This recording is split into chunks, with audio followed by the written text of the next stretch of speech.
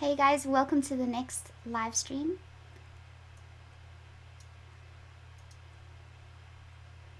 This one's going to be a little bit different, unconventional one, I guess.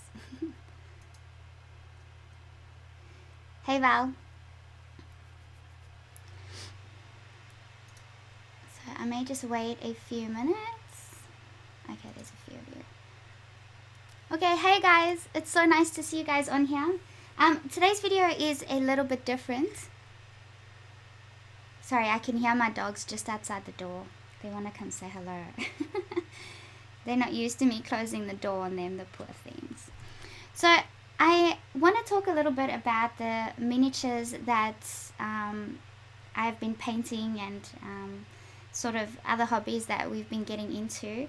And then there's one set. So we have a new game called Infinity that my boyfriend really wants to play. So, and he's like, I'm giving you today to paint 3 models so that we can at least start the first part of the game. So I thought this would be a good opportunity to sort of get into it and may as well show you guys what we've been doing. So hey to everybody getting into the live stream now. Nice to see you. So this guy over here, he was one of the first models that I painted. And I still got to paint the base for him, but this is out of the Warhammer 40k board game. And for those that don't know, like the mini wargaming world out there is huge, and I've never known this for myself before, but there are so many games and so many miniatures and just so many things that you can do with it that it is really, really fun. So it is also time consuming, but I think that when you paint your models and you get involved in a game like that, you sort of just you enjoy it more because you've had the opportunity to paint the models, and now you're going to put them in action and see what they can actually do in a gaming perspective. So I cannot play PC games. I do not have the coordination or the patience to work out the keys and the mouse, and just my reaction time is ridiculous. I think nobody would want to ever play with me on a PC. Whereas games like this, at least you don't have to worry about reaction. You just have to think about strategy and sort of work out what your next move is going to be, and you don't have a time limit on it. I really struggle with time constraints in gaming, and I think that's probably why I can't really do the PC games really. So this guy, and he's not painted amazingly, but I mean for a first go I'm pretty happy with him. This is the Hellbrute, and he's part of the Chaos Army in the Warhammer 40k, and I painted them different colors. So they're usually actually these red colors, and I decided to go with like green and gold armor for my army, so I wanted to make mine a little bit different. So that's what he looks like over there.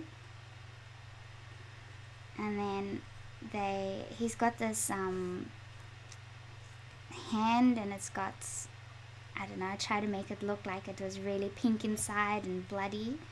And I'd like to actually try, I saw this video where you could use like fishing line and glue to make it look like blood is dripping off of the claws. So I'd love to add that to him. I think that would look pretty cool. And then the back of him looks like that. And then the rest of the army sort of has the same kind of armor. So just the gold and the green armor going on them. So that's the big guy. That's the brute. And then some of the other guys. I also have the cultists, the chaos cultists, which are like 20 different small guys that are painted. But I'm not going to go through all of them. That would be a bit boring. But these guys, I don't even know what you call them. I can't remember what you call them. But they also work along with the Chaos Army. Hey Nathan. And I try to set up the lighting as best I can, so I hope you guys can see this. I literally have the lamp in front of my face. And this guy, I put some blood on his armor and on his coat. And then over here, and just to give you an idea, I mean, this is my thumb. The models are really, really tiny, so the detailing is you literally using the tiny tip of a brush whenever you can. And then the back of him, I could probably add a bit more if I wanted, but I just want to get to the part where we get to play. We've played small little bits with the models, but I want to play a proper full game. And then this guy.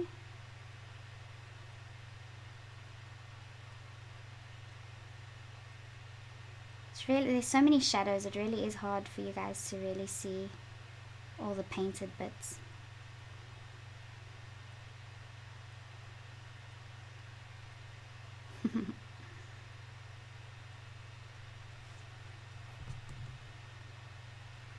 And then this guy.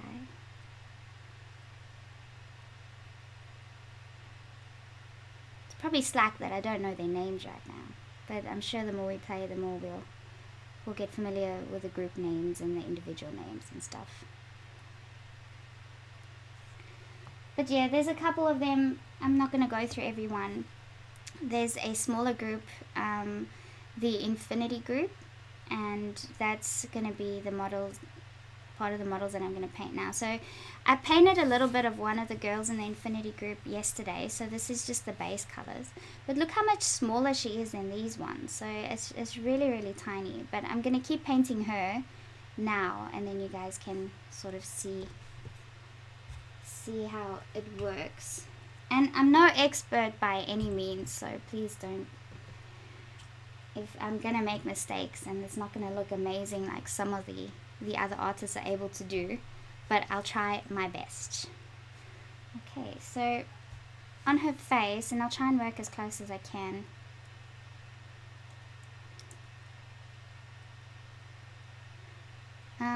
Nathan, I've only been painting them, I don't know, we sort of been painting them on and off in the last 2 years.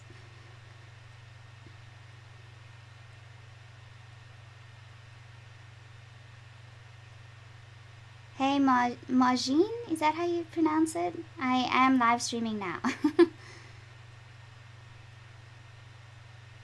Hot Toys Sideshow, they make the coolest models in the world.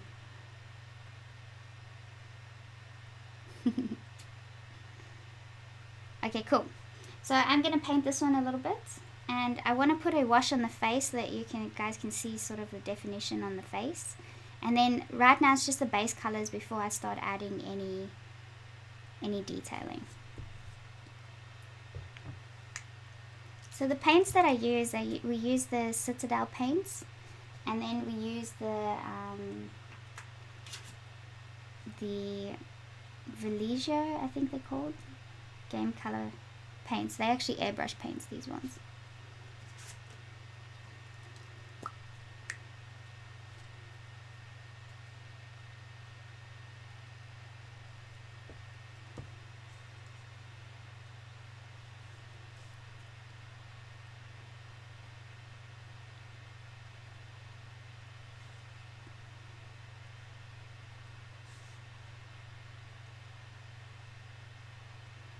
I find painting faces on these models is the hardest part, because, and there's no way, I mean, look at the size of the brush and the size of the face, how are you going to really get any details in the eyes?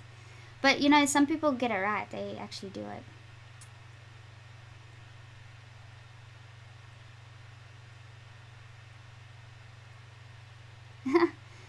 Yeah, Cam, that's it. It's pretty much a dice game, so that's another reason I like dice games, because you can't predict what's going to happen. It doesn't mean things are going to work out for you. So and that's good, because Vinny is so good at strategy and playing games and figuring things out and being 10 steps ahead, that I'd much rather have my luck be based on what I'm going to roll on dice than try and outdo him, because I know I won't. I'm going to add a bit of yellow on her shoulders. So the Visagie paints I've noticed are not as opaque as the Citadel. So if you want to get a bright orange or yellow, you sort of just have to do an underlayer of white first, and then come over with your bright color.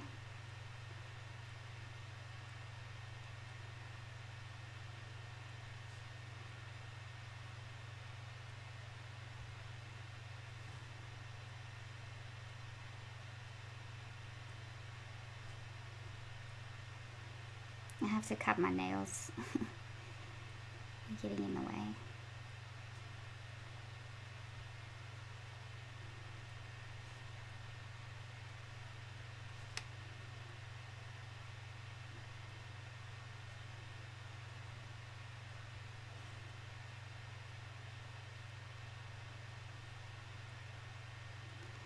Also, the reason that I'm not doing a live stream of a drawing or anything right now, because yesterday evening I finished a private commission, and it turned out so amazing, and I really want to share it with everybody, but I'm not allowed to. So I finished the private commission, so I didn't have anything ready to show you guys yet, and yeah, I needed to do these today. So that is why we are streaming a video of this. It probably won't happen again.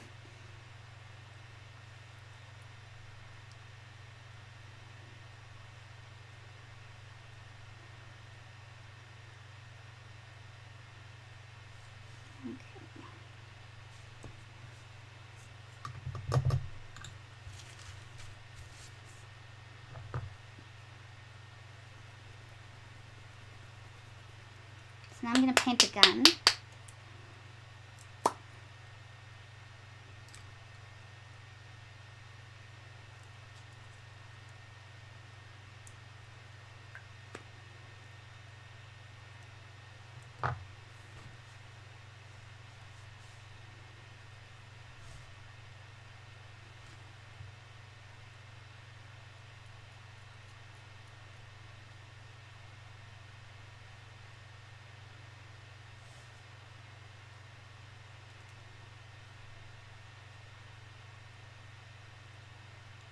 Where is my fringe? My fringe is here. I just haven't done it today.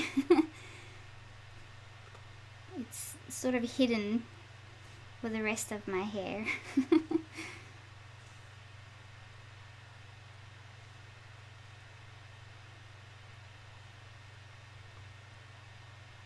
Hey, from France. So nice to have people from so many different areas connect in one place.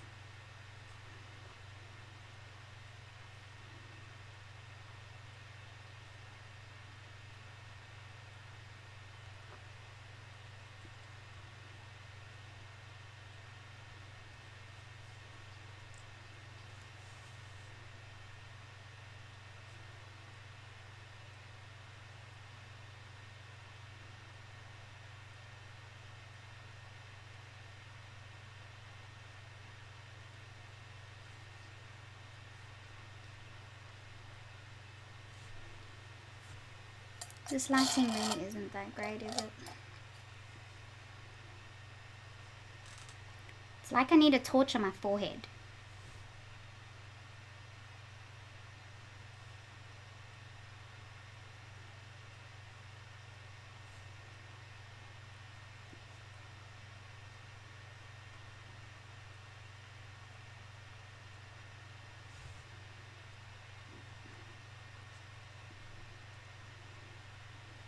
And the great part about, I guess, painting miniatures as well is you don't have to be a gaming person. If you're just the arty person that likes to paint things, there's more than enough that you could do. And a lot of people are interested in other people painting these models for them because they just want to play the game. They don't want to go through the process of painting.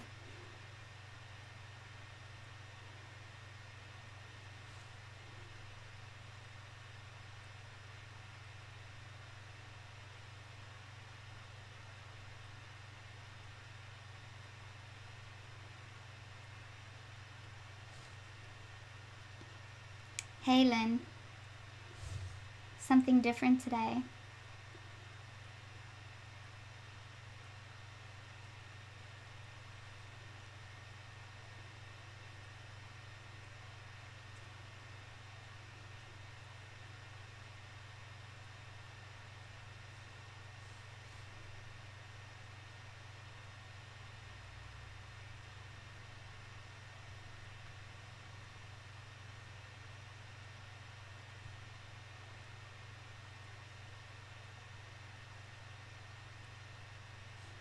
This is also the first time I'm painting a metal model. Usually the ones that I've painted have been plastic or resin, but this one is with metal. But it doesn't seem too much different when it comes to painting. That's good, I guess.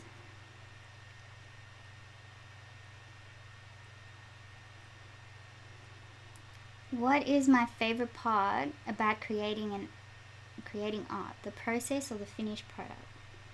Both. Especially the process. Like, I don't know, the process of creating art is almost like I get time to be in my own mind, just to relax. Like, that's why it's so easy for me to sit here for hours upon hours, because you just get into such a mind space that it ends up being peaceful.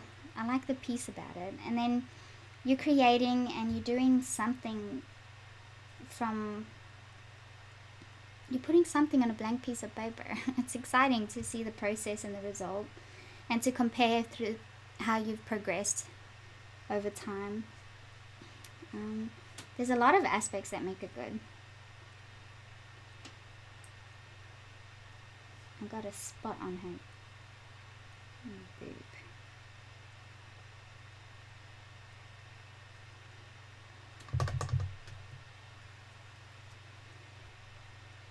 The satisfaction that you get when you create an art piece and you see the end result is also really something to get excited about.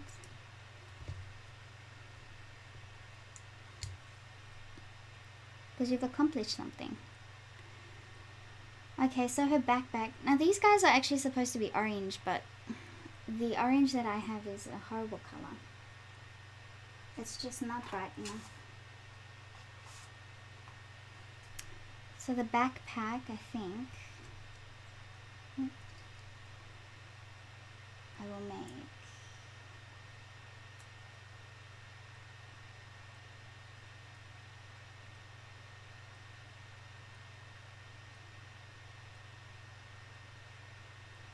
bronze, maybe.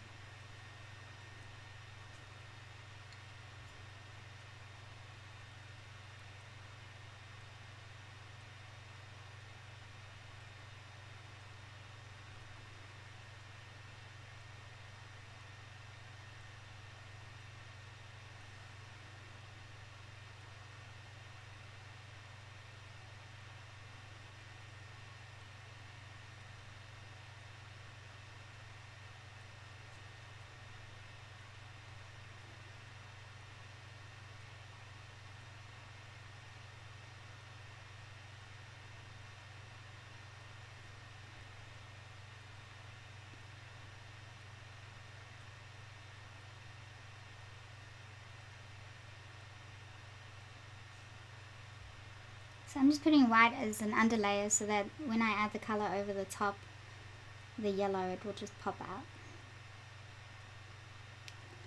And then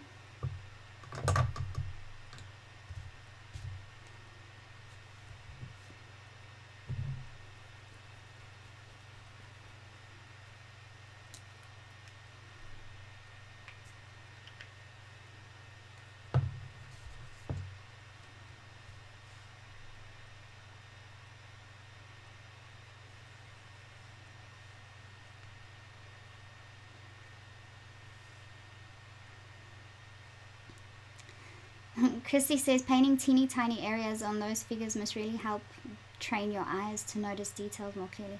It really does, because a lot of time you're looking at these figures and you're like, what is that actually? Is that armor, or is that part of the clothing? Or and then once you've identified that, you have to work out, well, what color am I going to put on that? And yeah, it does help your observation skills, that's for sure.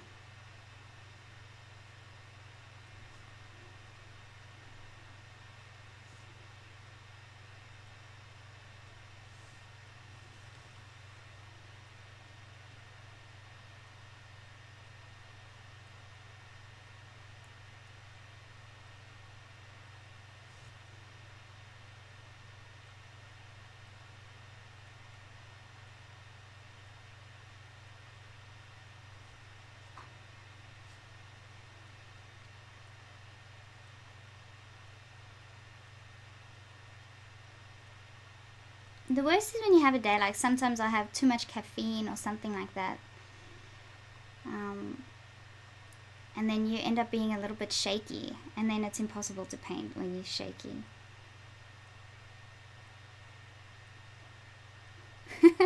Yeah, it'll make you go blind, that's true.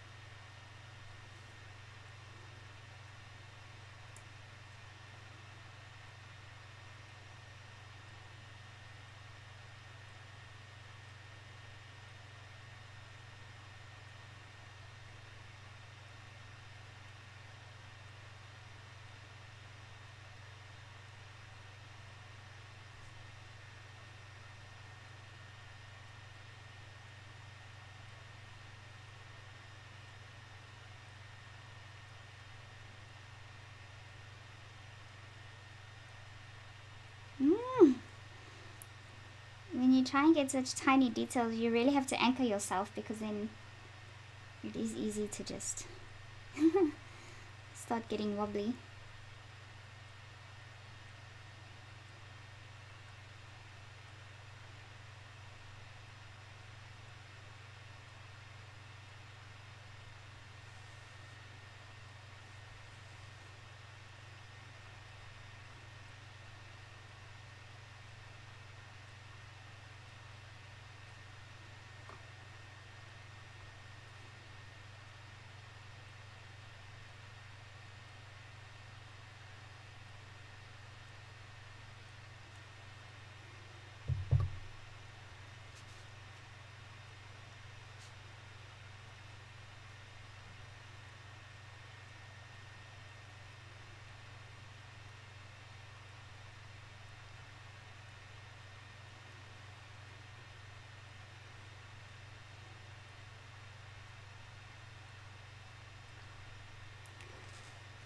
I wanted to tell you guys I did my first workshop last weekend, and it was so great. So the workshop was about how to layer with colored pencils and just the basics for beginners.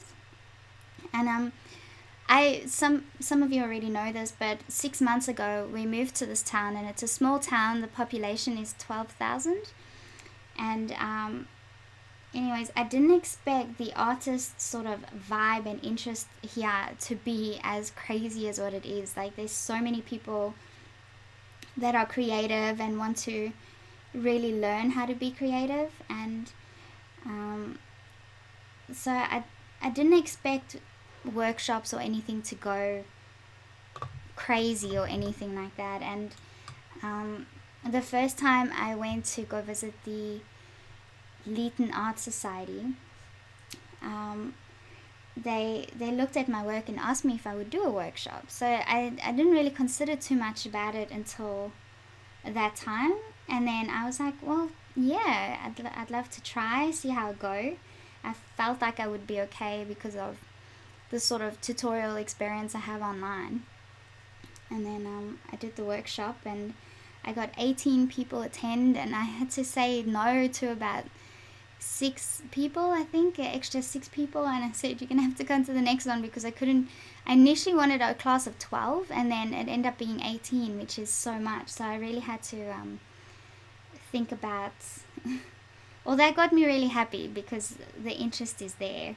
And then I set up the workshop because I have my own projector and everything. So I set up the projector so people could see what I was doing while I was doing it.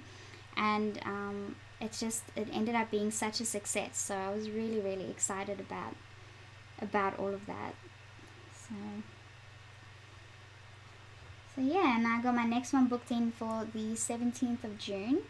And then there's another town about 20 minutes away from here called Narendra, and they want me to do workshops there too. So yeah, it's so exciting. I'm gonna start doing workshops with people, and having the face-to-face interaction is so much fun, and just the social aspect of it is really fun compared to just doing things online. So that was exciting. Question: what do you find to be the hardest thing when drawing or painting animals? The hardest thing when drawing or painting animals? I don't know. I feel like when at the point I am now, I'm pretty confident in any part. I used to be afraid of doing white fur until I was commissioned to draw so many white dogs that I felt like it was the perfect opportunity for me to really practice how to do white fur. Because when you paint white fur, it's so easy to go too dark and make it look dirty. So that was something I used to struggle with. So I was afraid of that. And I think the hardest kind of fur to draw on an animal is curly fur. So if you're going to do a poodle, like a Maltese poodle or a toy poodle or something, that really curly fur can be a bit difficult. And it's definitely more time consuming. So that's something. But apart from that, I don't find anything too difficult. My favorite part of anything is doing the eyes. And the fur, I'm pretty confident in the fur.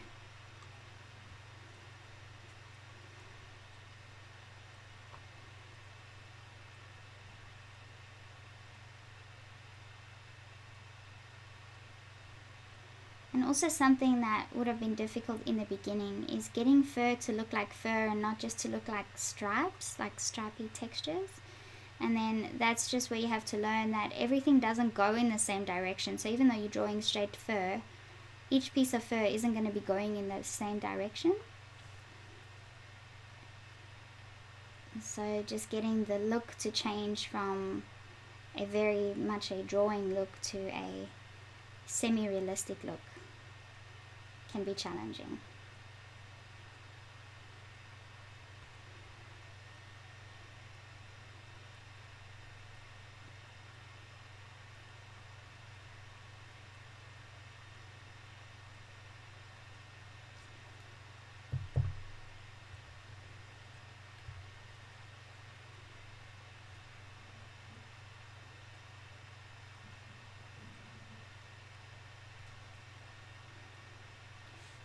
I want to put this down every 5 minutes and have a sip of my coffee because that's all I can smell because it's right under my nose. It's like I need a straw. That's what I need.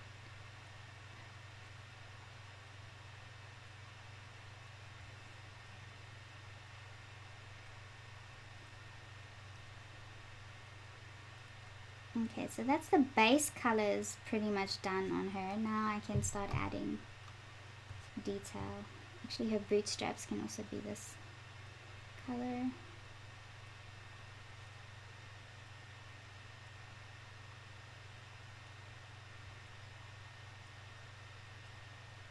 She's got a sort of, is it a sheath thing that she puts her gun into?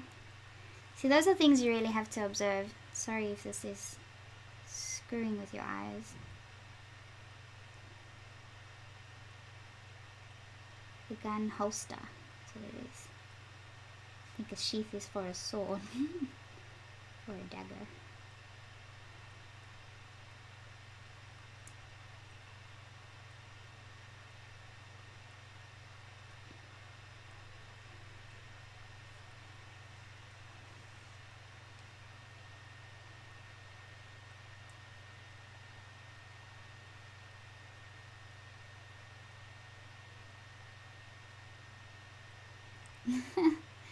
You know, I've had so many of you ask for a workshop in the States. Maybe it would be worth figuring something out in a year or two and travel and do workshops. That'd be amazing. Because some of you have been literally following me for the last 3 years, so it would be so nice to actually meet you and get to do work with you guys.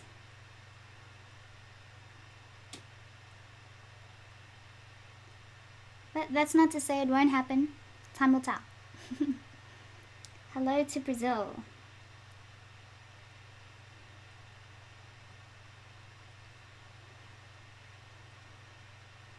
So we got someone from France, we got someone from Brazil, we got a couple from the States, United States. See, creating live streams like this is so difficult because I have a few Australian followers, more in the United States than in Australia. And then everybody, the best time for people to sort of view a live stream seems to be around, 6, 7, 8 p.m. because that's after work, maybe even after dinner, and it's time that you could actually watch something. In the mornings, it's impossible because it's always a mad rush. Weekends, people are always busy on weekends. So creating a time, it's just you have to pick a state and be like, that's the time that you're going to work with. And everybody else hopefully can too, but it's not always that easy. In Australia, you can view my videos fine if you aren't working. Otherwise, you're just going to have to come in afterwards.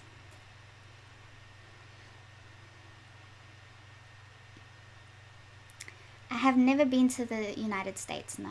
I haven't traveled much at all. I've been to South Africa, of course, because I'm from there. And Australia and Israel. That's the only places I've been.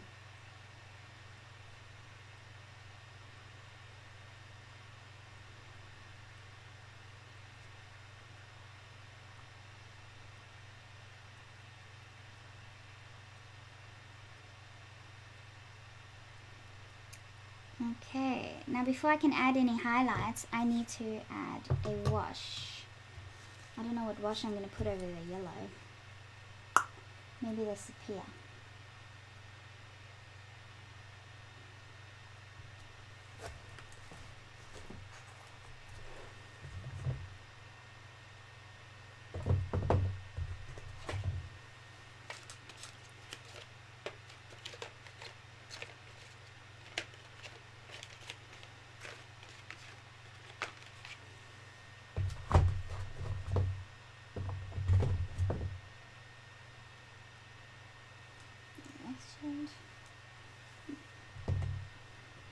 Okay.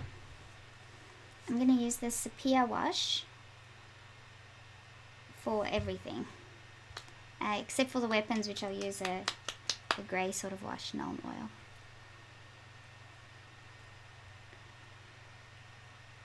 Oil. $8.30 in Canada. Okay.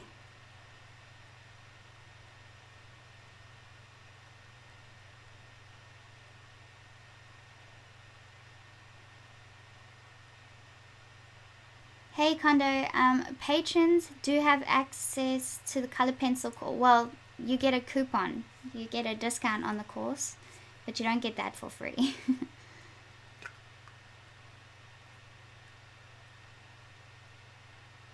If you want the coupon codes, just send me an email and I'll send it to you.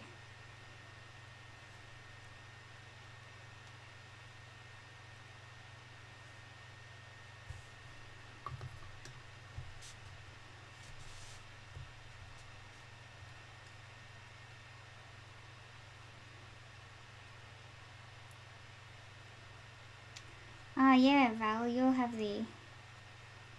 have to do yours at hours where you don't really want to be doing live streams.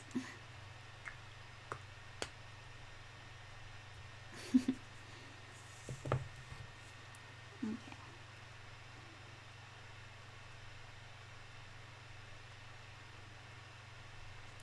So I've got a wash on and it's almost going to make everything look dirty, but that's okay because it'll really help me enhance the highlights.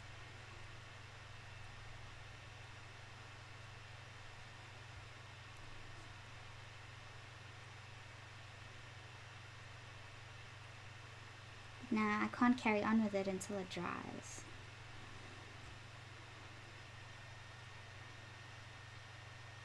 Southern California. Is that it? It's so Calif. 5:35 a.m. Is it a.m. or p.m.? Majin? I don't know how to say it. 8:30 p.m. 2:30 in Germany. 2:30 in Germany as in PM, I hope. Otherwise I don't know what you're still doing awake.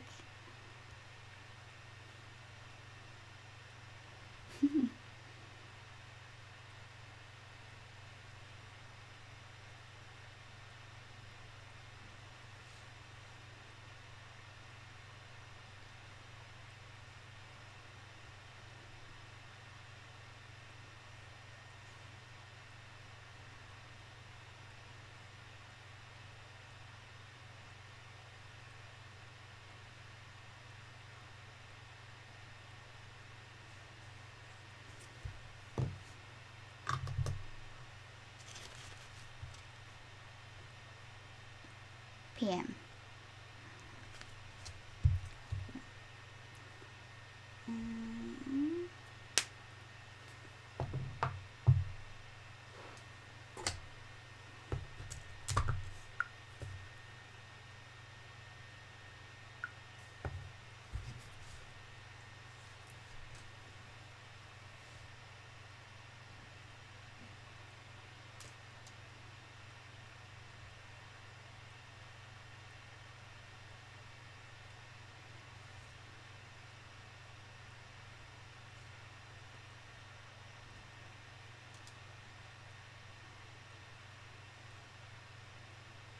'Okay, so I'm gonna have to leave that to dry before I can carry on with that.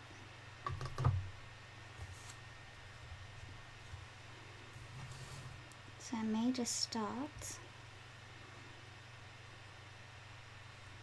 on this one.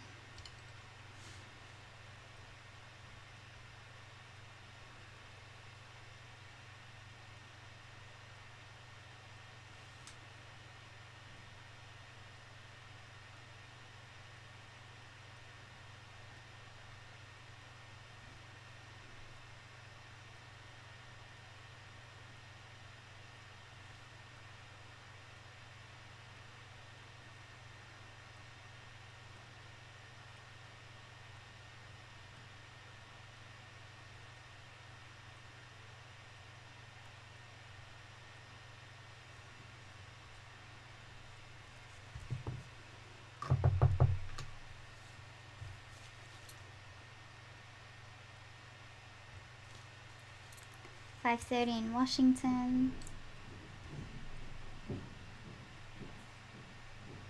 Storm says I have a bunch of miniatures that I've never painted from a few years ago. They may be Warhammer, I don't remember.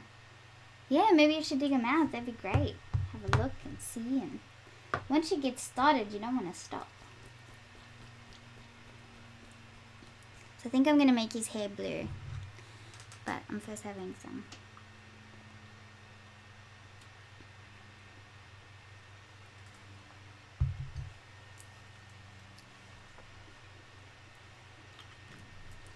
So sort of when you're painting these models, a sort of rule of thumb that I use is you put your base colors down, so you pick which colors you want, and then you wash and then you highlight. So that's it. You pick a base color, you add a wash, which is usually a darker sort of translucent liquid, and then you add your highlights with either the same colors or a tinge lighter than that color, and then that'll enhance it all.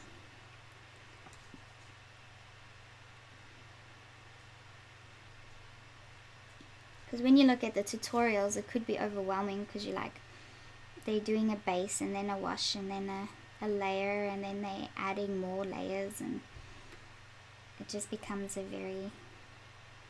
it can become a very detailed thing if you wanted to, but if you just want to paint miniatures to get them on the board, then there's no need to be that extreme.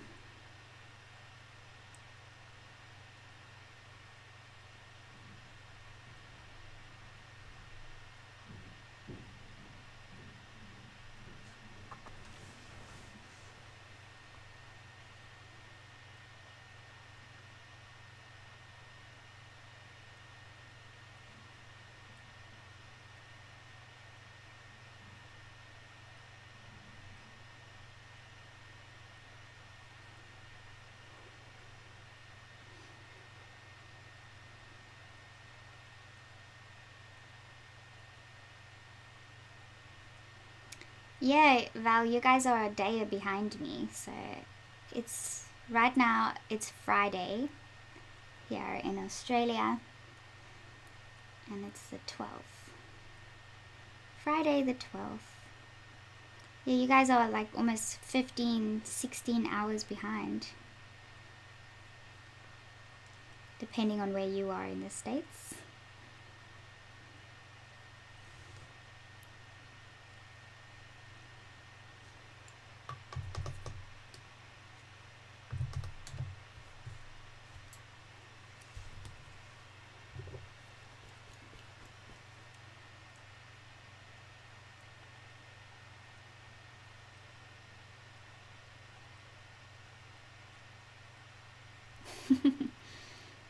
Back to the Future.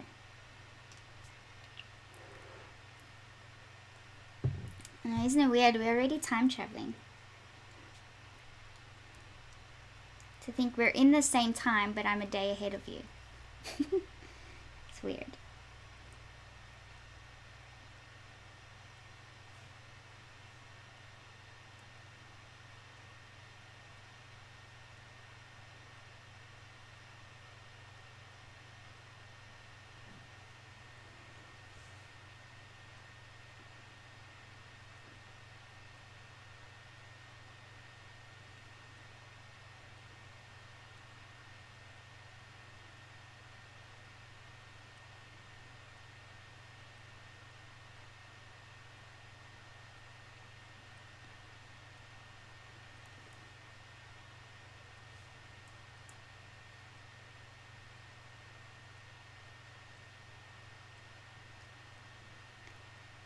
Clarice, are you going to paint one that looks like you?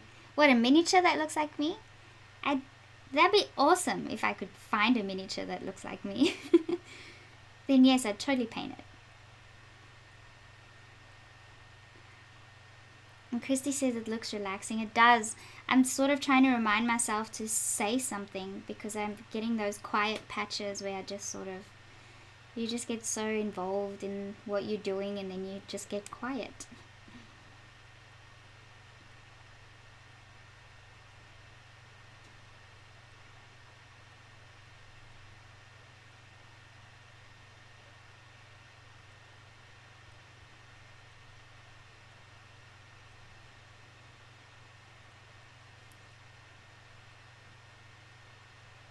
Christy, I love the wolf eye that you did on your channel.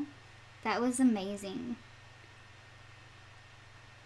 And the way you set it out is sort of, for people that have been drawing for a little while, easy enough for them to follow, to attempt it themselves. So you've done really well.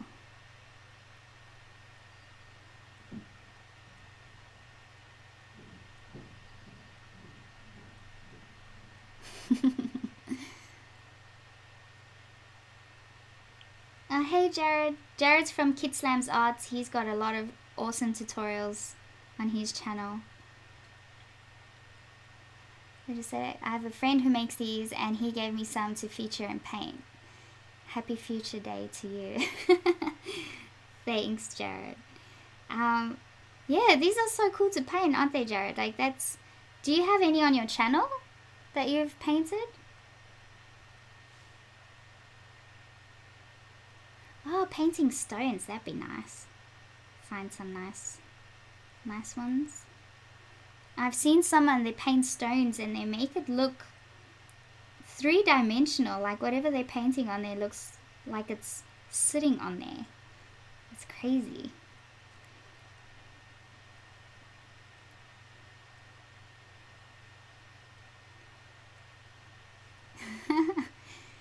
Hey Vinny. In the beginning of the stream, I did show a couple, but I can show some again. So some that I did for those that are only logging in now. This is the halberd from the Warhammer set.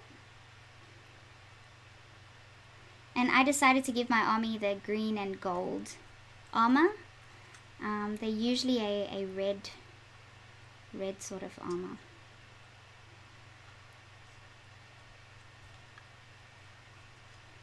So that's the halberds. And then the rest of these guys, I really love them because I love how the gold really sticks out. So this is one. I could still add a little bit more to him.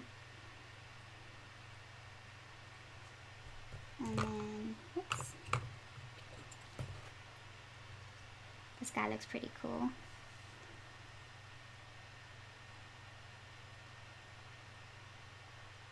I put blood all over the sword, make it look gruesome. I love how the back of his coat turned out.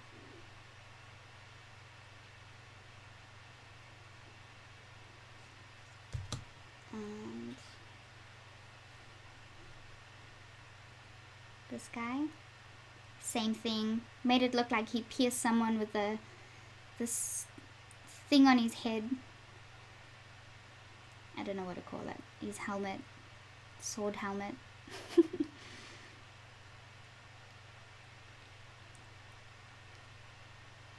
Yeah, so the gold, I love painting with the gold. It just really sticks out and looks good. And yeah, this guy as well. Some of these just have so many things to paint. Like the artists that designed these have gone through extreme detail. It's amazing.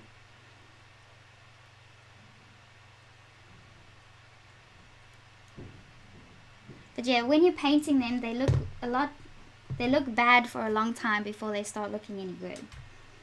Because you got to do the base colors and the washes, and then it's only really at the end when you do the fine details that it starts looking amazing.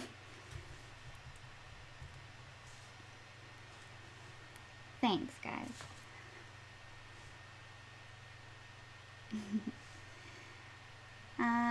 Clarice is asking, have you used pastel mat? It works awesome. You can use colored pencil and soft pastel together. No, I have not used pastel mats. I'm pretty sure I did.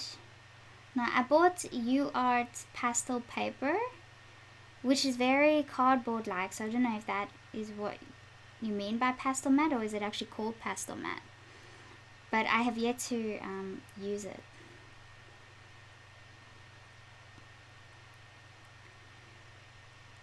Christy, the big one, the halberd, took a little while. I think it was like on and off, so I don't know how long it really took to do. But they pretty much like the drawings. They take a lot of time because you sit there and you just work in the fine details and in between the fine details, and you don't realize how time goes by. So Vinny and I often will sit and draw or paint these, and the whole day would just pass you by, and you'll be like, I haven't even completed one whole model. And the entire day has passed. It's just, I love those days though. Like, it's so relaxing, and then being able to do that with him just makes it more fun, because that's like serious quality time.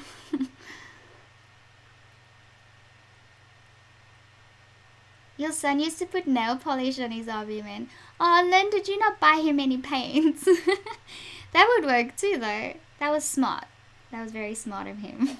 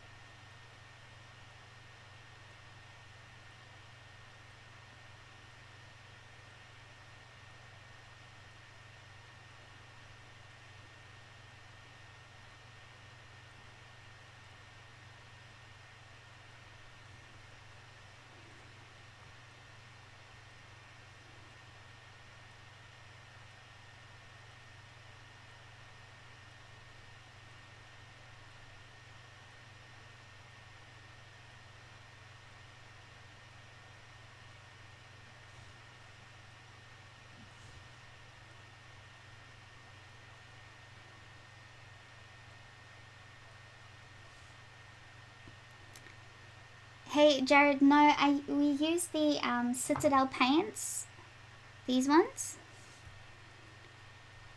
So they're made for miniature painting. And the Visagie paints, which are actually airbrush paints, but I'm just using them like normal paints. Oop. So yeah, those are the two brands of paints that we've been collecting.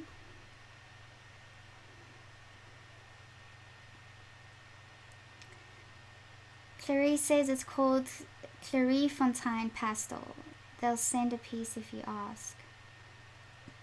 Okay, would you mind putting that in a comment in the description, Clarice, and then I can check that out. That'd be really great. Thank you.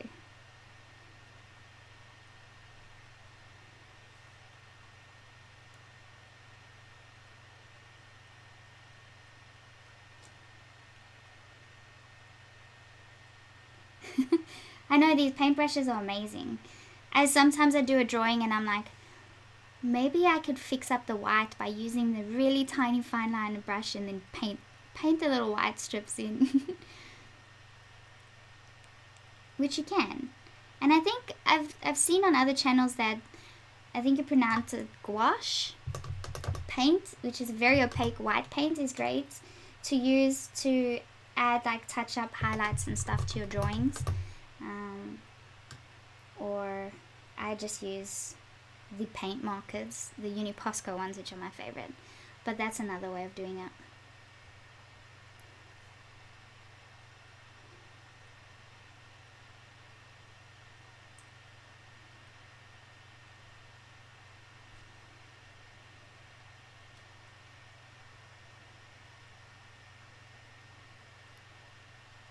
Oh cool. Yeah, Val, I've also got sanded paper to try.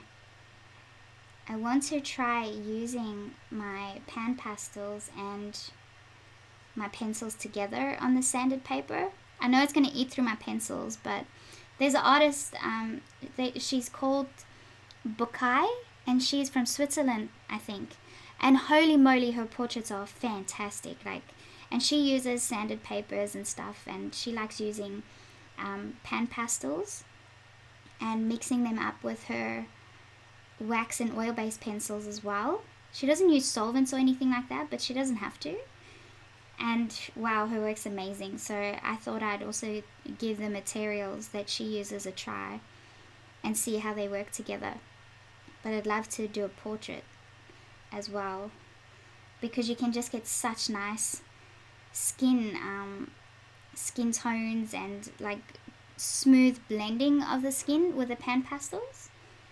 And because the paper's got so much grip, there's no limit to how much you can really put down, which is great.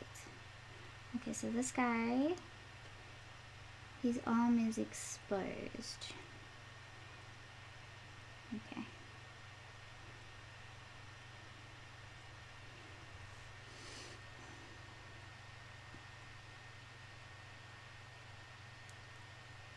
It's pronounced bouquet, and she's from Sweden. Thank you. Camille? Yep.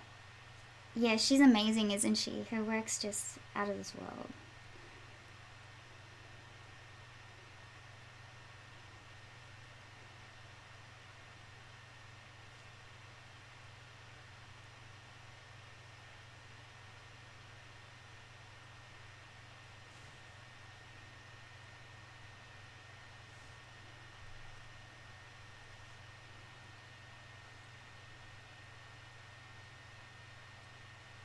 Okay, thank you, Christy.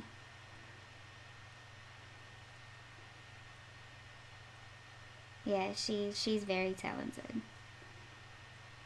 And she's got such a nice personality. She's very quirky and funny, and I just love the way she is in her videos. And if you have a question, she gets back to you. It's so nice when you have an artist that's that good and you can ask them something, whether you're an artist or not, and she'll make the effort of giving you a good answer.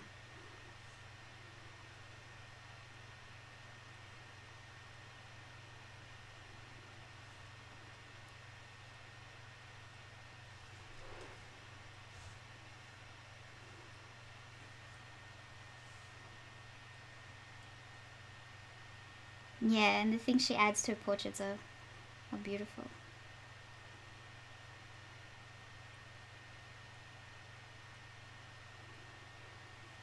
Hey Breland. So Nerdy Fan Art, I'll call you Nerdy so that people know who I'm talking to. Oh dear. You love her giggling as she explains stuff. Yeah, she's very humble, isn't she? And because her English is not her first language, so she really tries her best to explain things.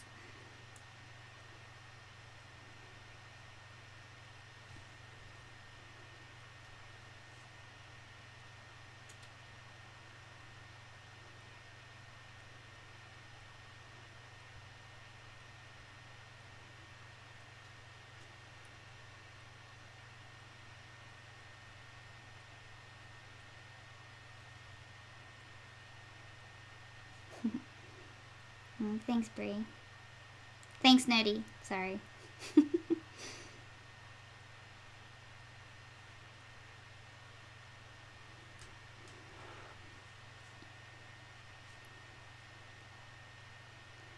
So if the lighting isn't amazing, I'm sorry, like I literally have the lamp right here in front of my face, right on top of this work, and I don't know how to get the lighting any better than this.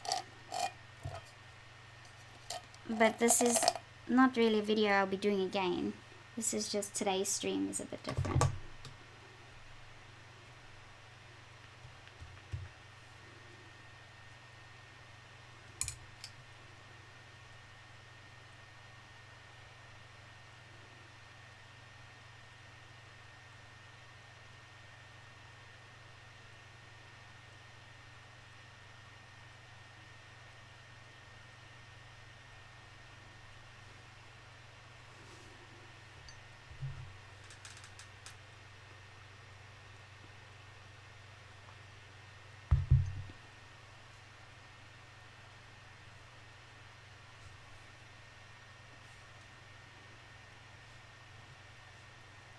Oh, that's good.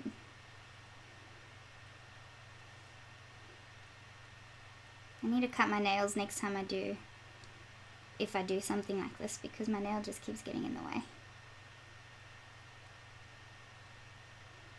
But it just goes to show, I mean, this is my thumb, the top of my thumb, and this is the size of these figures.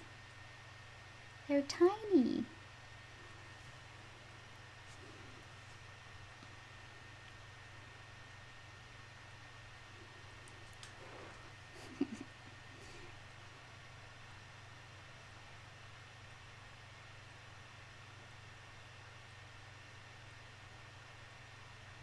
This is probably a really great artwork to take up if you don't want it to end up taking up a room, because you can do so many figures and it doesn't take up much space.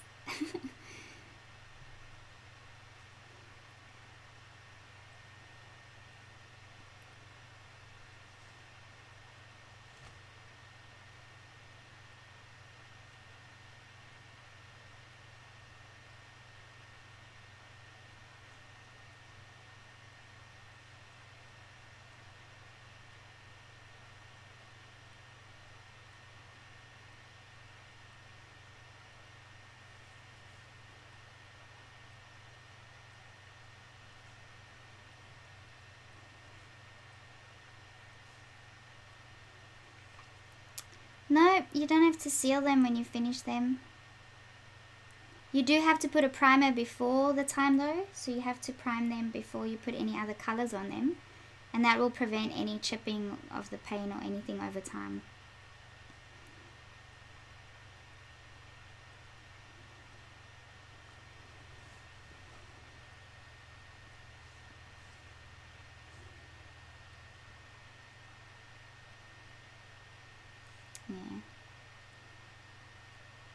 Yeah, I know. I think that too sometimes. You get these really cool art lights, which is a magnifying glass and a light.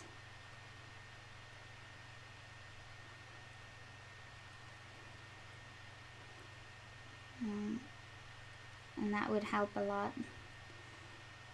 But usually I don't do this in this room. We do this in the room next door. We've got our own gaming room. And then we have everything, the curtains way open and that. So there's a lot of natural light in there to see what you're doing. But yeah, if it's so tiny, sometimes you feel like you're holding it straight in front of your face all the time.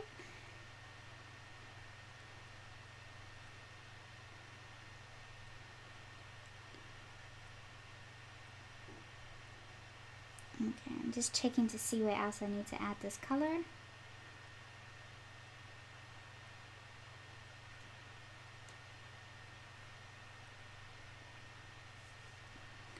It seems to be okay.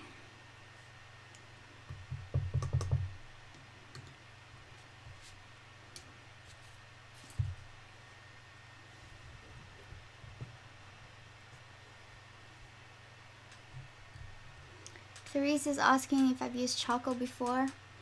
No, I haven't. I am one of those people that can't work with a medium that's that messy because I always push my hand against the surface and stuff it up every time. I have tried it before, but I lose my patience with it because of the way I traditionally draw in pencils. My hand is always against the paper. I inevitably just end up rubbing it. So no, I haven't. But maybe I should try again using charcoal pencils maybe and try and focus on my hand being off of the drawing.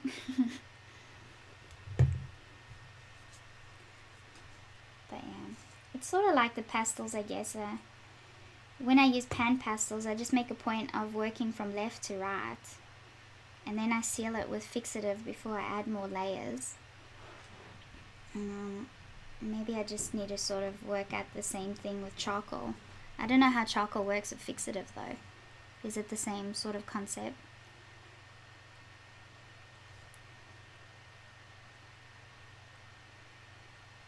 Those hand clamps are the magnifying glass. Yeah, that would help too. Alright, see you, Jared.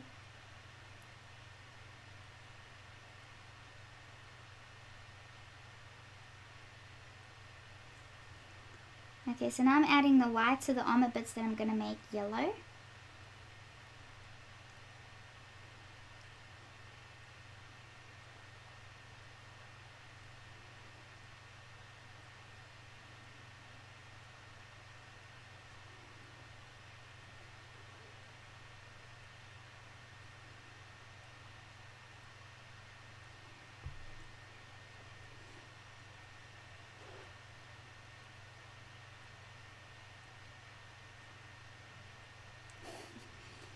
Yeah, nerdy, I agree. Charcoals are the worst. But you know, it's all personal preference. Everybody finds a medium that they love and they just stick with it.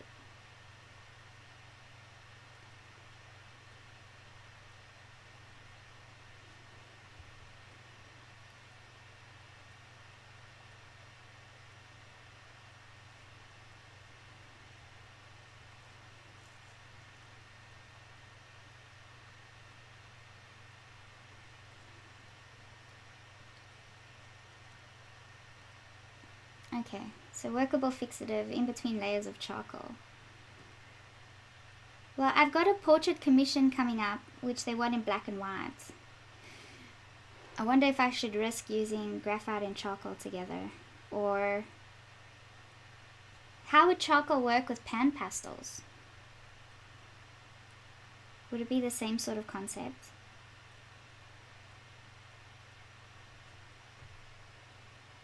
Or charcoal, if I grind it down into like a powder and then use it with a brush and tortillons,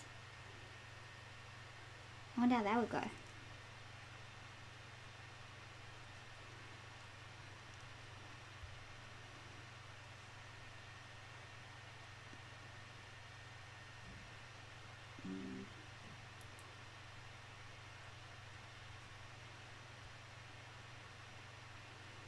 Because initially I was just going to use graphite and a black Prismacolor pencil and then yeah, work it that way. I don't know yet how I'm gonna use it. So my instructions are that it needs to be black and white, but it doesn't necessarily need to be graphite.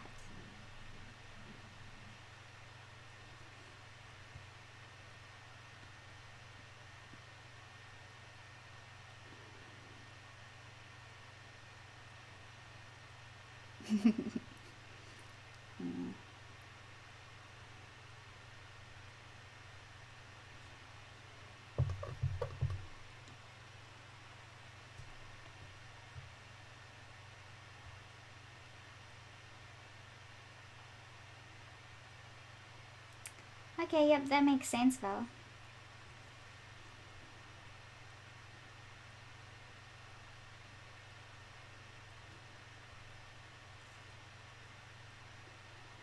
Maybe I'll just use a black pan pastel instead of charcoal.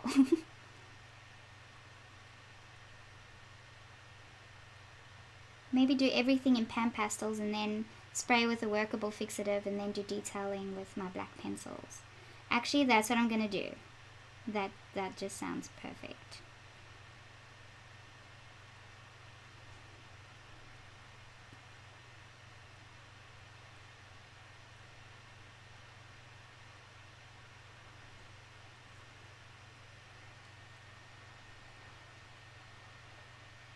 Yeah, I think that's what I'm going to do. I'm going to use the grey and black pan pastels and then do the detailing with grey and black pencils. I just need to make sure that when I pick my greys that I'm either picking cool greys or warm greys. I'll probably go for the warm greys, because if you mix them up it becomes too wide a range of colors.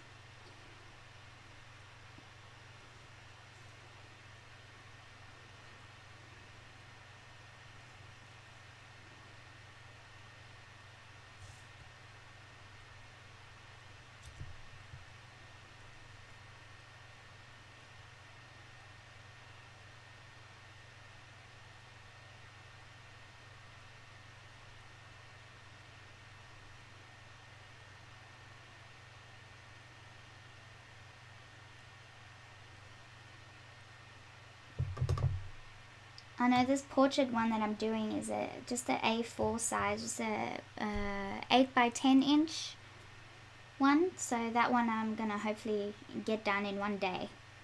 And then the Muhammad, I'm gonna say it's fan art, not a commission. So that one I will hopefully get to start sometime next week.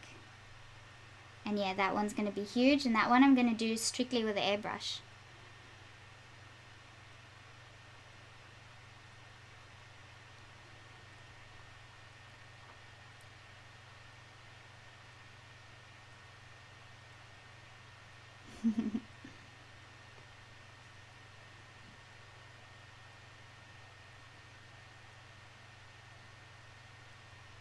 Yep. It is good to do test pieces. I always tell myself to do test pieces, but I never do them. I just wing it.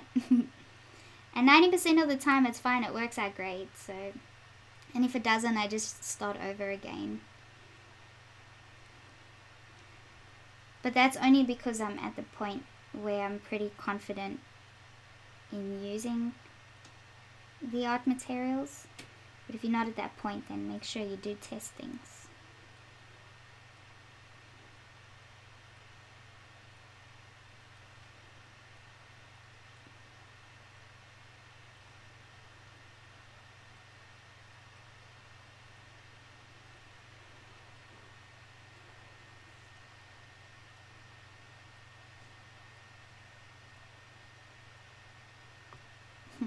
Oh, thanks, Nerdy. Well, I had a good teacher. I mean, I went for 2 terms, so I would go every Wednesday night for 3 hours for about 6 months total, and I learned so much. And their way of teaching was very easy to understand, and their airbrush is amazing to use. So having such a good teacher did make a big difference, and now I feel confident enough to go on my own with the airbrush. And yeah, thanks. It didn't take that long. I only did 2 terms. They have like, I don't know, 4 or 5 courses, and I only did the beginner course and the one afterwards. So the beginner course is just getting familiar with using an airbrush and how to use it, and then the next course is doing a complete piece, which I did the Audrey Hepburn one, and then afterwards you can go into further detail with it, but I seem to catch on with the rest. I can do on my own, I guess. The airbrush paints that I use, Val, are actually from the people that create the airbrush course. So Venturi Airbrush is the people that created, but the inks are from airbrushNetwork.com, and they're big bottles. They're like I think 750 ml bottles or 1 liter bottles of ink, and they're so cheap, and it's so much cheaper buying those inks than it would be to buy Liquitex.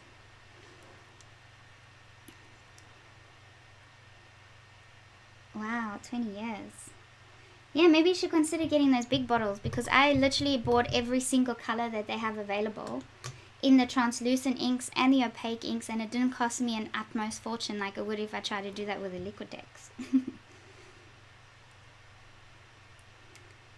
Okay guys, I'm gonna have a little bit of a break, have breakfast, and then yeah, so that was a little bit about these guys. She's pretty much ready for me to come back in and do detailing now.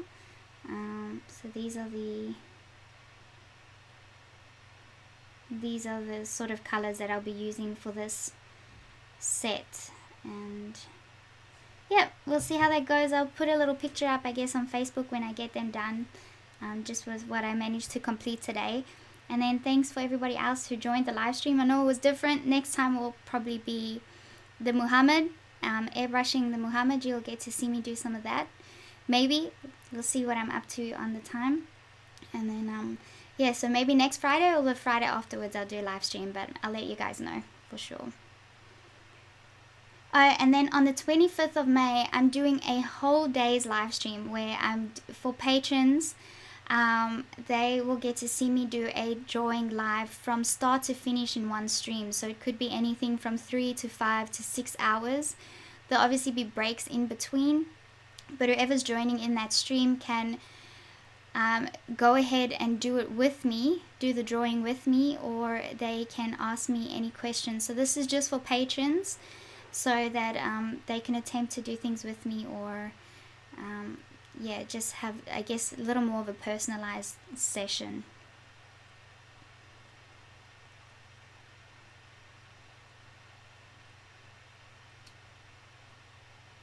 Thanks, Maureen.